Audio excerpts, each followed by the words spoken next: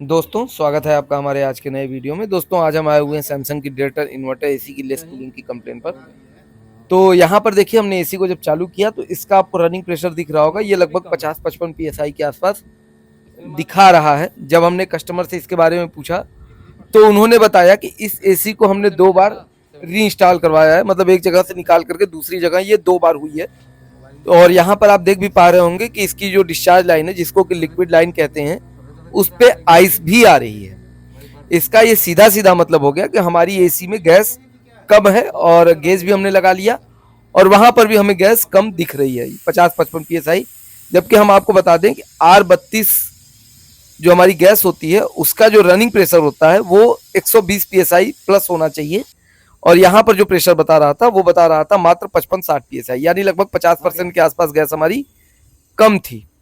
तो हम इसमें से पूरी की पूरी गैस उड़ा देंगे और गैस निकालने के बाद हम इसमें प्रेशर डालेंगे।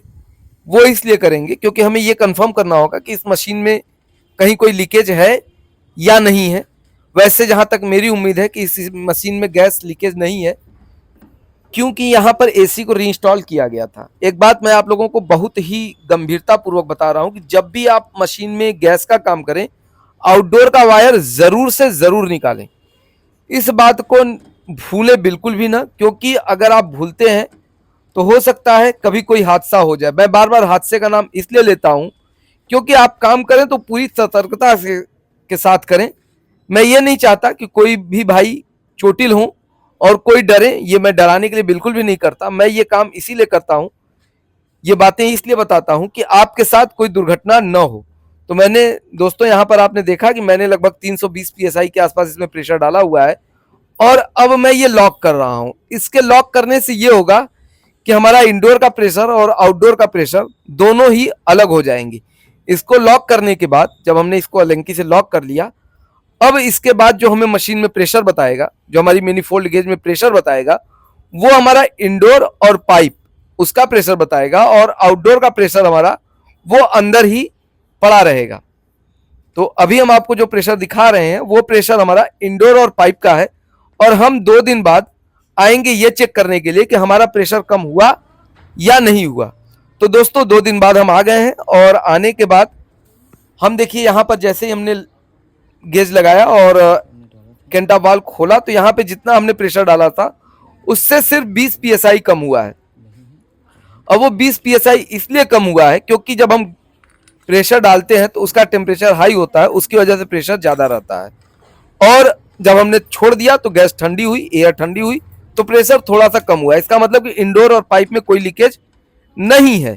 अब हम यहां से एलेंकी वाल्व को खोलेंगे और देखेंगे कि हमारा प्रेशर कम हो रहा है कि नहीं। अगर कम होता है तो इसका मतलब कि हमारा आउटडोर लीक है, और अगर कम नहीं होता, वहीं पे हमारी सुई रहती है, तो इसका मतलब आउटडोर भी हमारा लीक नहीं है।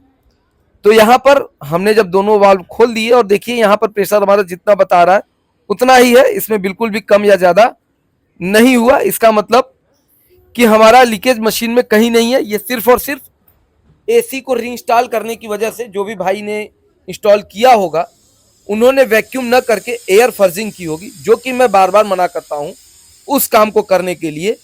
उसी वजह से ये प्रॉब्लम आई है और उसी के कारण से इनकी गैस कम हुई है। तो मैं अभी सभी टेक्नीशियन भाइयों से और जो कस्टमर हमारे देख रहे हैं वीडियो, उनसे मैं यही कहना चाहता हूं कि जब भी कोई भी बंदा आपके यहाँ काम करने के लिए आए, या वो गैस चार्जिंग का काम करने के लिए आए, या एसी को इंस्टॉल करने के लिए आए, या एसी को रीइंस्टॉल करने के लिए भी आए, तो वो इस तरह की वैक्यूम मशीन जरूर लाए और वैक्यूम करने के बाद ही गैस खोले या वैक्यूम करने के बाद ही गैस डाले। कंप्रेसर से न ही वैक्यूम करें और न ही किसी को करने दें।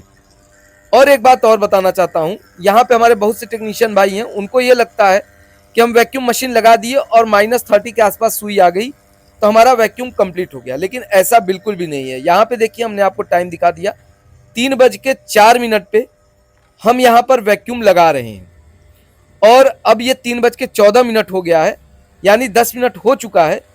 और अब देखिए तो जो हमारी सुई देखेंगे हम, यहाँ देखिए कोई एयर निकल भी नहीं रही है, और जो गेज की सुई है वो भी अगर हम आपको दिखाएं तो देखिए -30 के आसपास आ चुकी है। इसका मतलब ये बिल्कुल भी नहीं हुआ कि हमारी मशीन प्रॉपर तरीके से वैक्यूम हो चुकी है।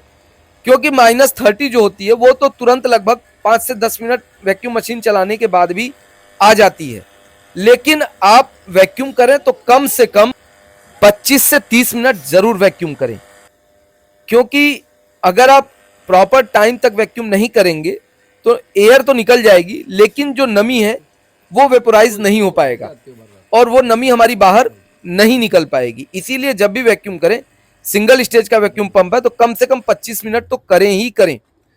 और वैक्यूम करने के बाद सबसे पहले वॉल्व बंद करें, उसके बाद ही वैक्यूम मशीन बंद करें। तो दोस्तों यहां पर हमारा वैक्यूम कंप्लीट हो चुका है। और एक बात और आप लोगों को बता दूं, यहां पे देखिए हमने आउटडोर का कनेक्शन निकाला भी है।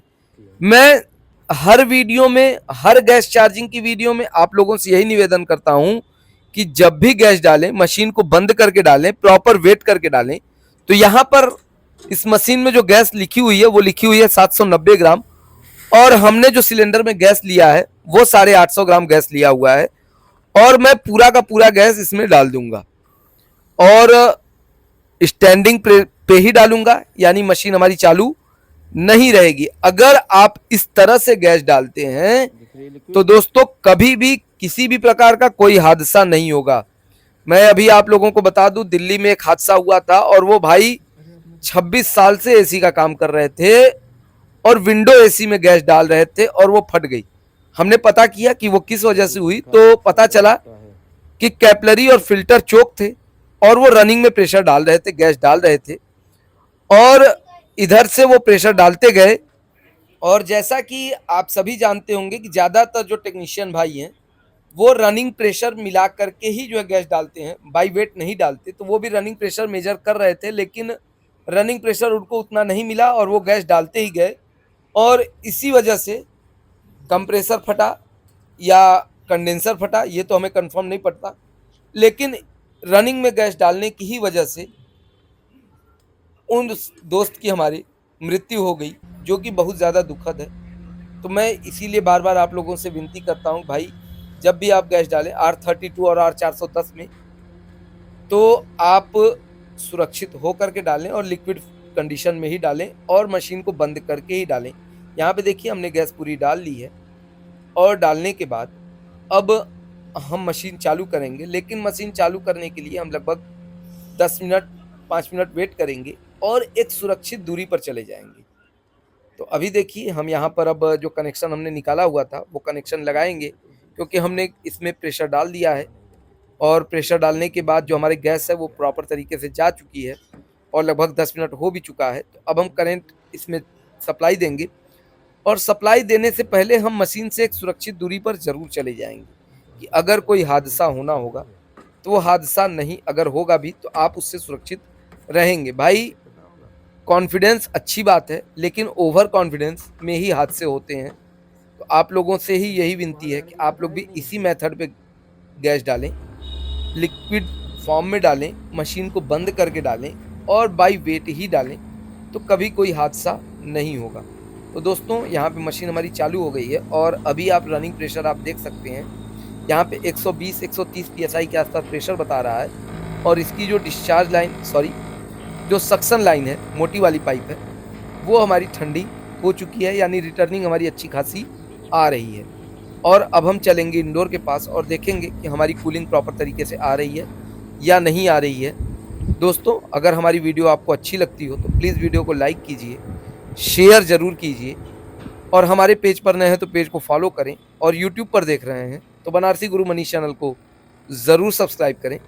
और दोस्तों इन सब वीडियोज़ बनाने का मकसद ये नहीं है कि आप भयभीत हो, बस ये मकसद है कि किसी भी दोस्त के साथ कोई हादसा न हो और आप लोग सुरक्षित रहें, अच्छे से काम करें, मेरी यही कामना है। और मेरी वीडियो को ज़्यादा से ज़्यादा लाइक करें, शेयर करें। जय हिंद।